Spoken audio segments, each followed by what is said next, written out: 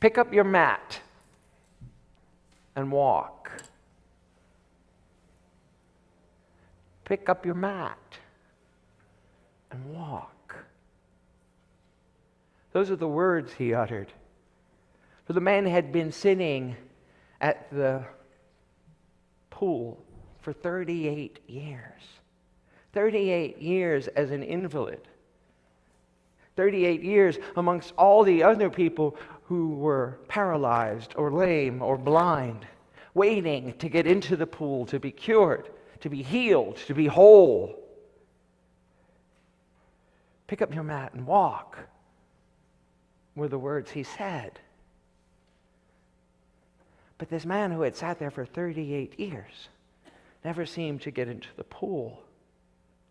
And Jesus, in the story from the Gospel of John, says to him, "Do you want to get well? Do you want to be cured?" "Well, yes," he says. "Of course I do, but there are always people who get to the water when it's stirred up before I can. They have people to help them, and I have no one, so I can't get to the water, so I've been sitting here for 38 years. And Jesus says, "Pick up your mat and walk." And the man gets up and walks away. Is our wholeness really that simple? Is our health, our wholeness, our healing as simple as picking up our mat and walking away? In this story,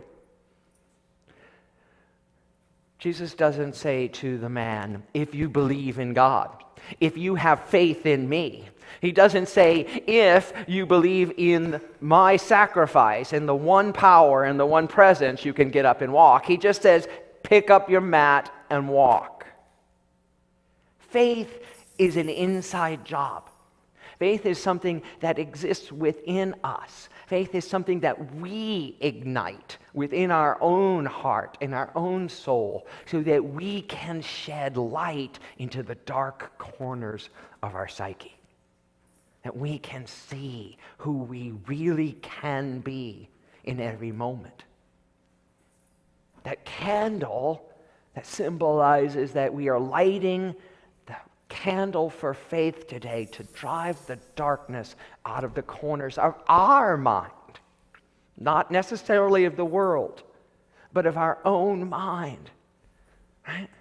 In Hebrews, Paul says, faith is the assurance of things hoped for, the conviction of things not seen.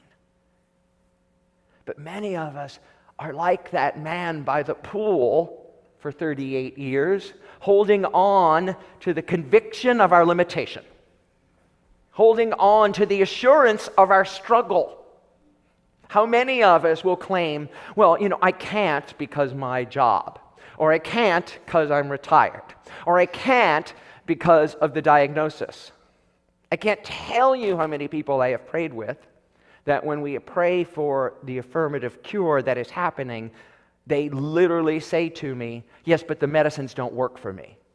We cling to our limitation with a tenacity that is unrelenting, right?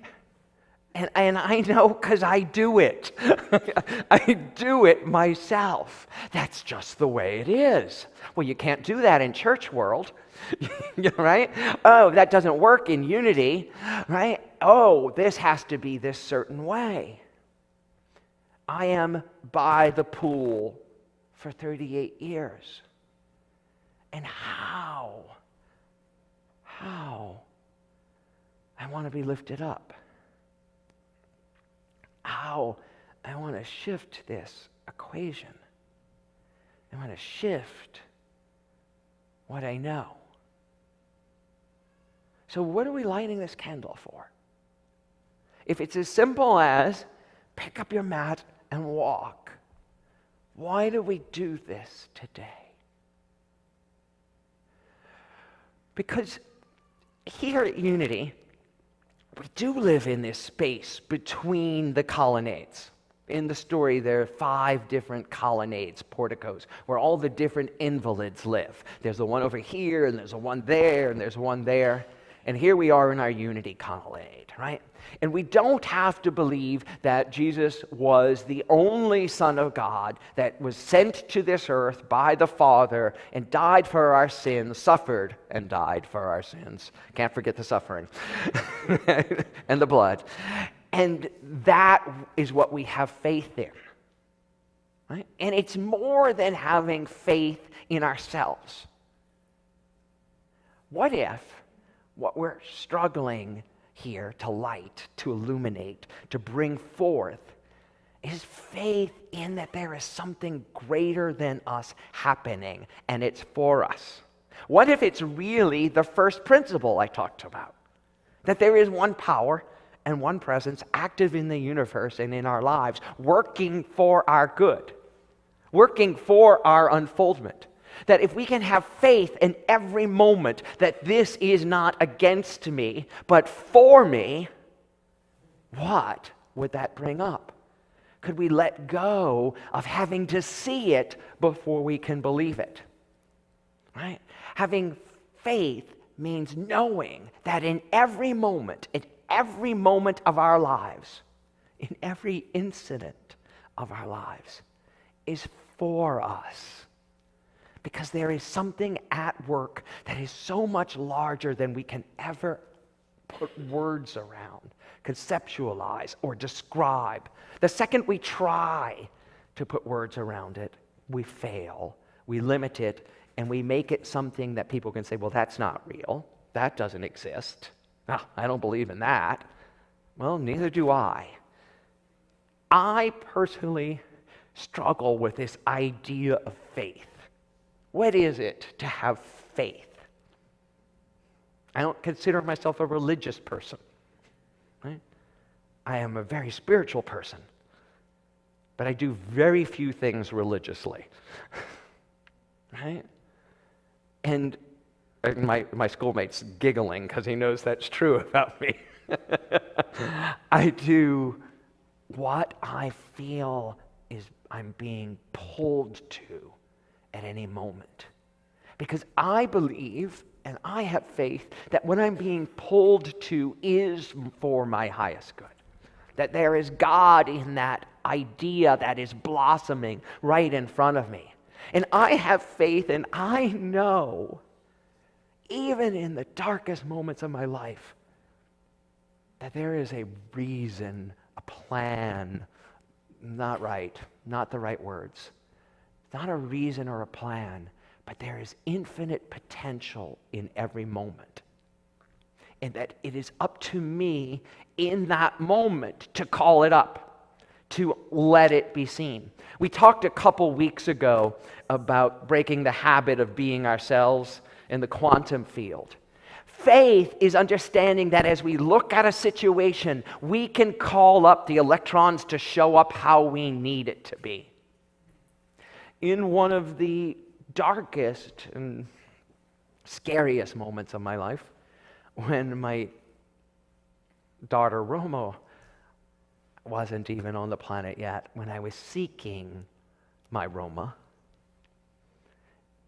when doors just kept closing in front of me and I felt the despair, the hopelessness, the disillusion of those moments, I knew somewhere deep inside this little light was telling me, there's a way.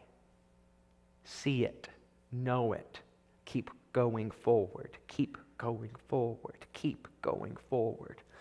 And so when we came back from Houston without a baby, after having held him, but he was not ours to keep, I knew that our child would arrive. Within a week of that moment, and within a week of me writing those words to all of you, I got a phone call from Roma's birth mother saying she wanted to give us a child. as she wasn't pregnant yet. She was going to get pregnant for us. Beyond what I could align in the electrons if I were trying to manipulate the world and trying to play God.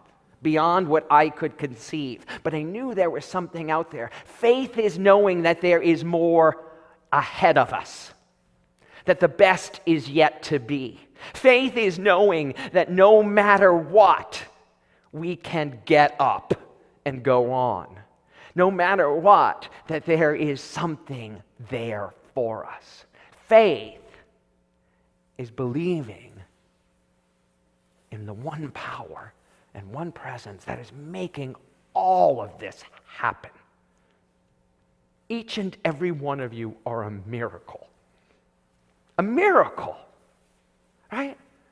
What you've been through in the stories, I know, and I know, and I know, and I hear, and I'm with you on. What you've overcome to sit there and play, to sit here and bring your whole presence to this moment is astonishing. It is the stuff of miracles. That's what faith is. That we get up and we keep on going on and taking one step in front of the other day after day, knowing that our highest and our best is unfolding as we do. That's faith.